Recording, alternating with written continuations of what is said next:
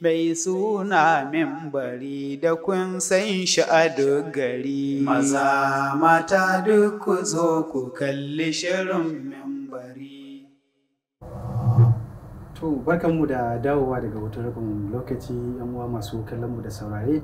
Kada a manta muna tare da ku a cikin wannan shiri na Mimbari wanda muke tattaunawa akan hudubar sallar Juma'a wadda Dr. Adam Abdullahi Unguru ya gabatar, wanda kuma wato Sheikh Umar Tijani Hassan yake mana bashin baki da ƙarin bayani akan muhimman saƙonnin da ita wannan huduba take kunshe da shi. Kafin mu tafi hutun rabin lokaci akramakallahu ka koro bayani musamman akan irin ita wannan zanga-zanga da illolinta, ka ba mu misali inda ka taɓo musamman ƙasar Libya. Wato akramakallahu akwai wani lokaci da ɗan uwana da ya yi karatu a Libya yake bani labari, yake cewa ita ƙasar Libya a wannan lokacin kafin zanga-zanga, lokacin Muammar Gaddafi kenan, kusan duk wani matashi wanda yake mai tasowa ko yaron ma da aka haifa ana yanka masa albashi. Sannan hatta a ƙofofin jami'o'insu da makarantunsu masu wanke musu takalma su ma gwamnati ce take biyan su. Idan ka zo wucewa sai dai ka miƙa takalmanka a goge maka kauce.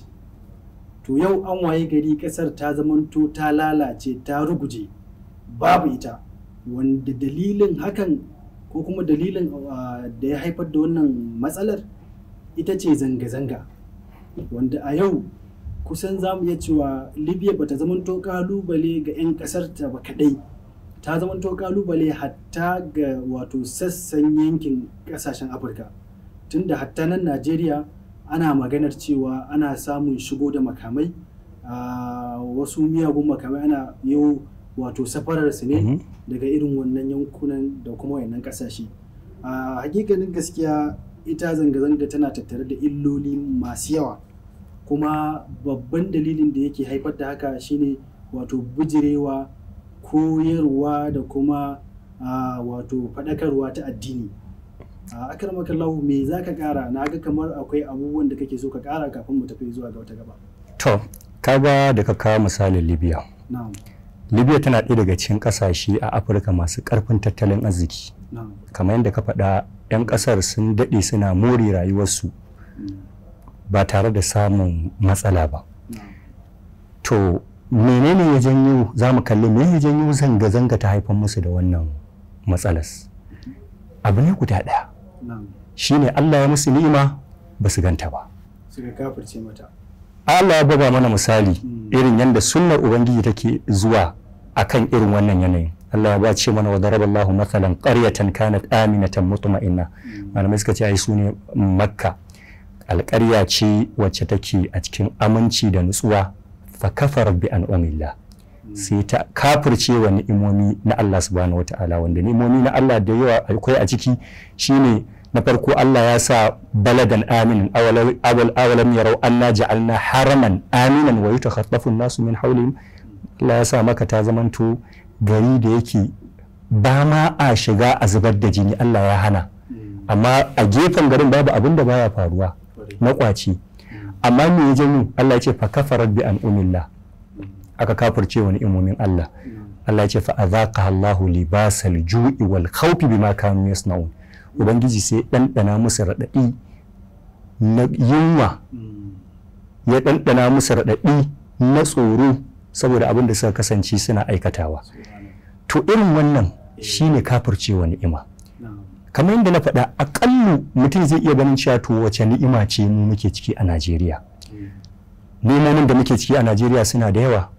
Malam, abin zai baka mamaki, wallahi sai mutum ya je musamman ƙasashen Turai, ya je ya zauna wani lokaci, zai gane cewa muna cikin ni'imomi da yawa, saboda kana kaiwa matsayin da addinin kama bai isa ba. Zan iya manta akwai ran da na je wani gari a India, wani gari ana ce masa Gujarat. Na je garin, da muka shiga wani guri muka so ni sallah, ban ɗakunan garin kaf babu gurin da aka samar da ruwa inda za ka yi alula kai tsarki in za ka yi sallah. Kuma a cikin garin da yake mun je ba cikin birnin bane, ƙauyukan garin muka je babu masallaci.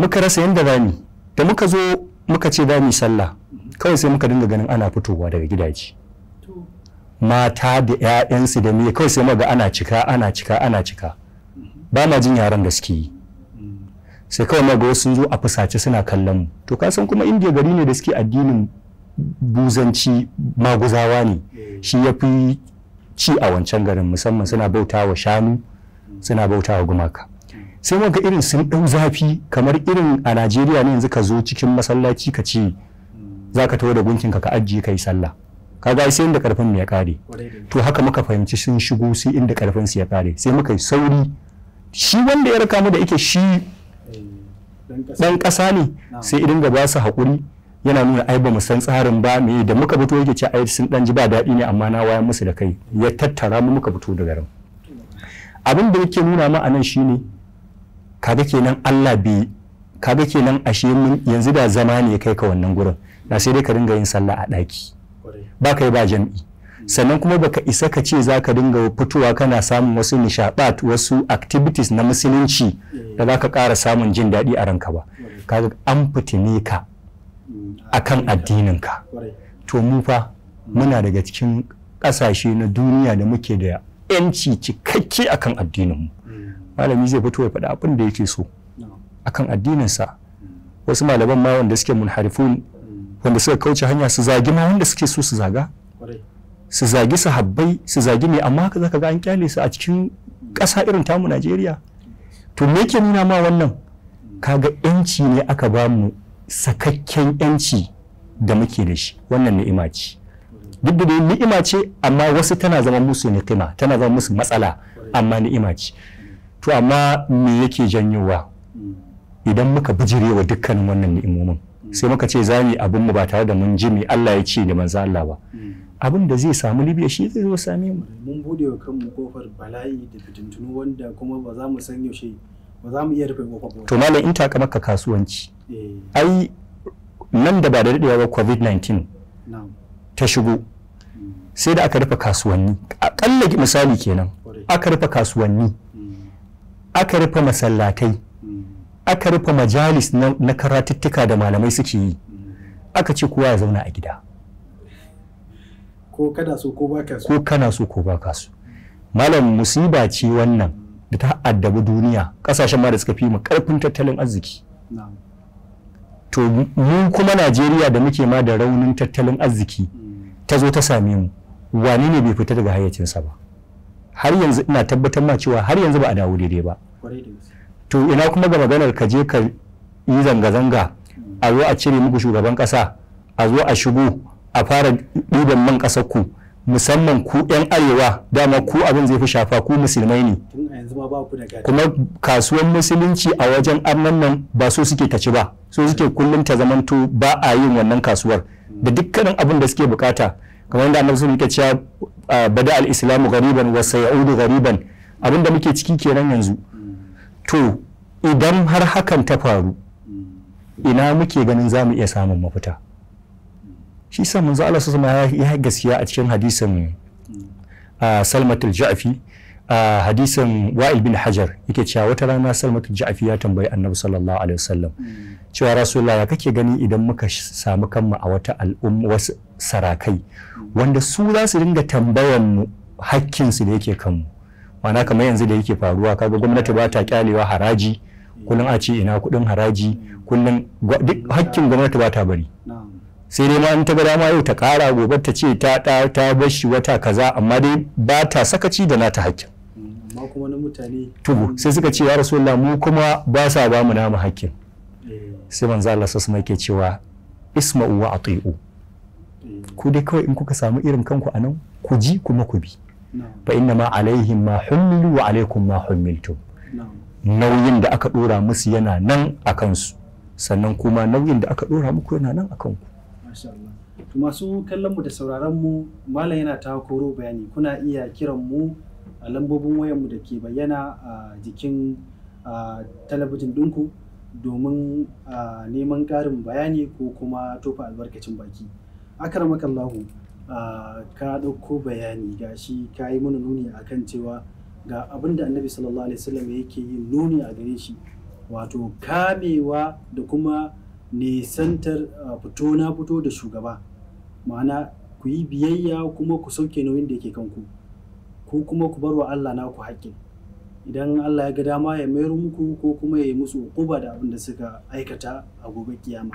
Kuma Allah baya mantuwa kamar yadda muka gabatar da bayani a wannan a baya.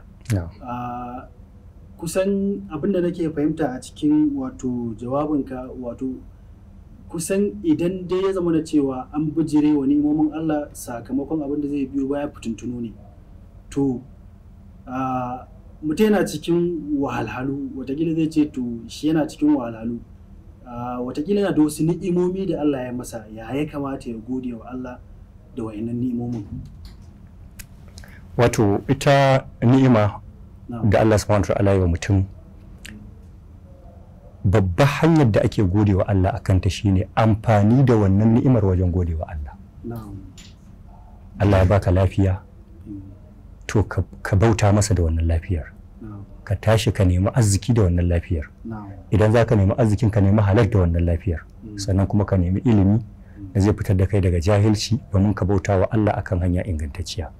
Allah ya baka dukiya, ka yi amfani da dukiyan nan wajen taimakawa mutane, ka yi amfani da dukiyan nan wajen sauke nauyin da Allah subhanahu wa ta'ala ya dora maka. Wannan ka yi godiya ga Allah subhanahu wa ta'ala da wannan ni'imar. Ga wani kira ne na shigo mana. Assalamu alaikum. Na'am. Kana magana da Hafiz da Zamfara. To masha Allah Malam Hafiz, ga ka ga malam. Yawa, da wani tambayar da kai. Na'am, muna jin ka Malam Hafiz. Kamar yadda aka bada bashi da ruwa. Na'am. To kusan ka ɗauko bayani ne akan kusan bashi. Ina ganin sai ka bibiye mu a cikin shirye-shiryenmu da muke gabatarwa, musamman shirin fatawa da yake zuwa musamman a irin wannan rana an jima, sai ka samu ƙarin bayani insha Allah ta'ala. Ya mun gode. Akramakallahu, lokaci yana neman ya sanya ganuwa a tsakaninmu. Saboda haka a takaicen takaicewa a cikin minti ɗaya wani bayani za ka yi mana wanda ya kamata mu ainihin kiyaye, musamman wajen kiyaye waɗannan ni'imomi da kuma zaman lafiyar ƙasarmu da al'ummarmu? To ni abin da kullum nake faɗa, na farko mu ji tsoron Allah subhanahu wata'ala. Dukkanin abin da za mu dinga tabbatawa muna gabatar da tsoron Allah a kai, domin kada mu dinga ruɗuwa da irin abubuwan da mutane waɗanda ba su da alaƙa da addini ta kusa ko ta nesa suke ɗora mu a kai. Social media tana da tasiri yanzu wajen canja mana tunani. Idan muka ce za mu dinga tafiya da tunani da muke tsintarsa akan hanya, muna sakin abubuwan da Allah da manzansa suka faɗa, za a zo a yi faɗuwar da za a zo a rasa uwa a rasa ɗa. Domin gaba ɗaya tsarin da ake kai, wannan tsari na social media da tsari na kafafen yada labarai, gaba ɗaya abubuwan da suka fi yawa shine yaƙi da fikira da siyasa irin ta addinin musulunci, sauyawa mutane tunani, wanda shi ake cewa al-ghazwul fikri. Ni yadda da cewa ihfazullah yahfazuk, ka kiyaye Allah a dukkanin mu'amalarka, wallahi Allah zai kiyaye ka. Allah ya saka da alkhairi. Amin. Muna godiya kwarai da wayannan gwalagwalan nasihohi da kuma ƙarin bayani da aka yi mana akan wannan khutba. Allah ya saka da alkhairi. Amin. Jazakumullahu khairan. Yan uwa masu kallon mu da sauraron mu, kusan gashi dai mun koro bayani, amma dole mu daga aya a nan duba da lokaci ya riske mu. A madadin wannan gidan talabijin na Africa TV3, sai kuma daraktan wannan gida Dr. Habib Tijjani Tahir, da kuma Umar Alhaji Yusuf Ariba, da kuma ni da na gabatar da shirin Muhammad Salih Harun, nake cewa da ku assalamu alaikum wa rahmatullah. Mu kasance a mako na gaba insha Allah.